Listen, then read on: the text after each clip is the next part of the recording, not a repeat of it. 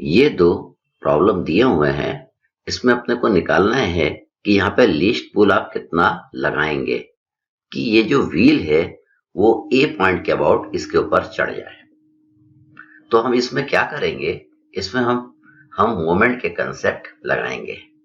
देखिए, ये जो पी फोर्स है इस वाले व्हील को ए पॉइंट के अबाउट चढ़ाने की कोशिश कर रहा है, और ये जो 1000 न्यूटन का जो वेट है ये ए पॉइंट के अबाउट इसको रोकने की कोशिश कर रहा है। वो चाहता है कि ये इसके ऊपर न चढ़े।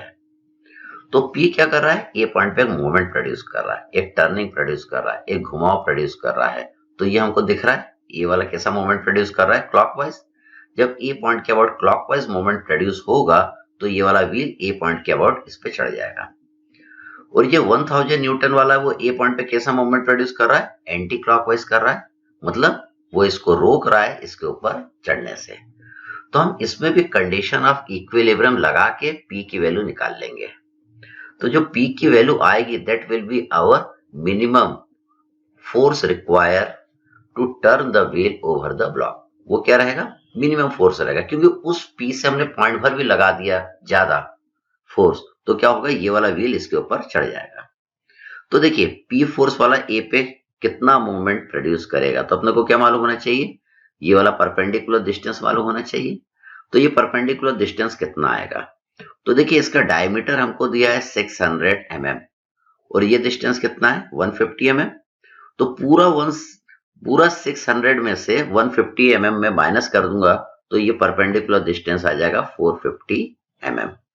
और देखिए इसका मोमेंट आपको नजर आ रहा है, ये मोमेंट है क्लॉकवाइज। और 1000 न्यूटन वाला यहाँ पे मोमेंट प्रोड्यूस करेगा, तो कितना मोमेंट प्रोड्यूस करेगा, तो उसके लिए हमको ये परपेंडिकुलर डिस्टेंस मालूम होना चाहिए, ये निकालना है हमको। ये निकालना है तो इसके लिए हम क्या करेंगे, थोड़ा सा कंस्ट्रक्शन कर लेंगे। हम क्या करेंगे, इसके सेंटर से ए पॉइंट को जोड़ देंगे। तो ये जो डिस्टेंस आएगा ये इस व्हील का रेडियस हो जाएगा। तो इसका डायमीटर दिया है अपने को 600, तो ये रेडियस कितना हो जाएगा 300। तो ये 300। अब ये परपेंडिकुलर डिस्टेंस हम ट्रायंगल का निकाल लेते हैं। ट्रायंगल का परपेंडिकुलर डिस्टेंस कितना आएगा, तो देखिए व्हील के सेंटर का जो डिस्टेंस है नीचे से वो है 300 और इतना 150 है। तो 300 में से 150 माइनस कर देंगे तो ये जो डिस्टेंस आएगा ये अपना आएगा 150। अब इस वाले ट्रायंगल में हम पाइथागोरस थ्योरम लगा देंगे। पाइथागोरस थ्योरम क्या बोलता है, perpendicular square plus base square is equal to hypotenuse square. तो हमको बेस स्क्वायर निकालना है, तो इसका जो बेस आ जाएगा √300 स्क्वायर माइनस 150 का होल स्क्वायर। अब इसका मोमेंट देखिए कैसा है, इसका मोमेंट आपको दिख रहा है ये एंटी क्लॉकवाइज है। अब देखिए P का मोमेंट मैं इस पे लूंगा, P into 450 minus 1000 into √300 square minus 150 का whole square is equal to 0 कर देंगे हम। ये कर दिया हमने, तो इससे आपकी P की वैल्यू कितनी आ जाएगी, इतनी आ जाएगी। इस P की वैल्यू से अगर हमने पॉइंट भर भी P की वैल्यू बढ़ा दिया तो क्या होगा, ये वाला व्हील इसके ऊपर चढ़ जाएगा। इसलिए हम इस P को क्या बोलते हैं, मिनिमम वैल्यू ऑफ P बोलते हैं। सेकंड हमें ये निकालना है कि ये ए पॉइंट पर रिएक्शन कितना आएगा। ये तो आपने निकाल लिया, ए पी फोर्स कितना लगाएंगे कि ये वाला व्हील इसके ऊपर चढ़ जाएगा। अब हमें क्या निकालना है, रिएक्शन एट पॉइंट ए। तो देखिए इनको हटा दिया मैंने। अगर हमें किसी भी पॉइंट पर रिएक्शन निकालना रहता है तो हम क्या करते हैं, जितने भी फोर्सेस लगते हैं उनका हम रिजल्टेंट निकाल देते हैं। तो यहाँ पे दो फोर्स लग रहे हैं, एक पी लग रहा है, एक 1000 न्यूटन। पी वाला हॉरिजॉन्टल है, 1000 वाला वर्टिकल है। तो देखिए हमने लिखा sigma H is equal to P आ जाएगा, sigma V is equal to minus 1000 newton आ जाएगा। अब रिएक्शन निकाल दिए, R is equal to under root sigma H का whole square plus sigma V का होल स्क्वायर। तो रिएक्शन आपका कितना आ जाएगा 1154.7 न्यूटन। मतलब जो रिजल्टेंट रहेगा वही क्या रहेगा, रिएक्शन रहेगा। अब इस वाले प्रॉब्लम में देखिए इसमें भी पी निकालना है, लेकिन इसका जो पी लग रहा है इसके सेंटर में लग रहा है और इसका पी कहां लग रहा था, ऊपर। तो इसमें P की वैल्यू निकालने के देखिए मैं आपको दो तरीके बताता हूं। पहले के तरीके में क्या करना है, P का मोमेंट ए पॉइंट पे लेना है, तो हमको ये परपेंडिकुलर डिस्टेंस मालूम होना चाहिए। ये परपेंडिकुलर डिस्टेंस अगर आपको पता चल गया तब तो आपका P का मोमेंट ए पे आ जाएगा। तो देखिए ये परपेंडिकुलर कैसे निकालेंगे। अब इसका डायमीटर दिया है 600, तो इसका रेडियस कितना होगा 300। मतलब यहां से यहां तक का डिस्टेंस है 300 और ये 150 दिया हुआ है, तो 300 में से 150 माइनस कर देंगे तो ये डिस्टेंस आपका आ जाएगा 150 mm। अब P का मोमेंट ए पे देखिए कैसा नजर आ रहा है आपको, इसका मोमेंट आपको क्लॉकवाइज नजर आ रहा है। आपको दिख रहा है कि P इस वाले व्हील को इस पॉइंट के अबाउट चढ़ाने की कोशिश कर रहा है।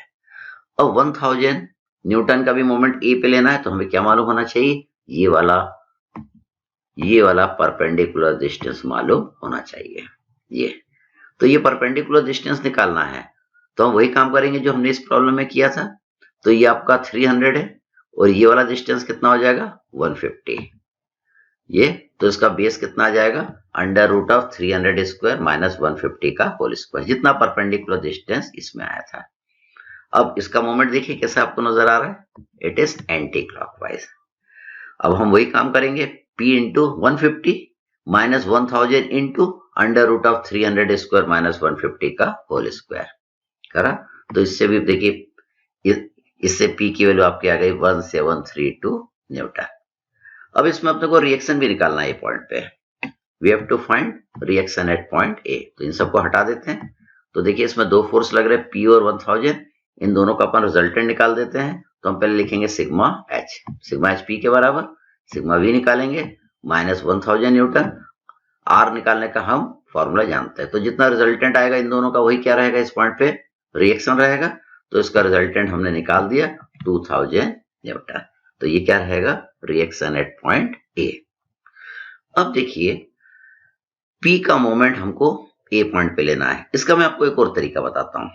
आप क्या करिए, इसको यहाँ पे रिजॉल्व कर दीजिए। देखिए किस तरीके से, पहले हम यहां से एंगल निकाल लेंगे इसका। तो ये टोटल कितना है 90, तो ये जो एंगल आएगा ये एंगल कितना आ जाएगा 30 डिग्री, 30 आ गया। अब P के देखिए हम दो कंपोनेंट बना देंगे, एक कंपोनेंट इसी लाइन के अलोंग लगेगा, दूसरा इस लाइन से 90 डिग्री के एंगल पे लगेगा। तो P का हमने एक कंपोनेंट बनाया, इसको हमने लिखा P cos 30।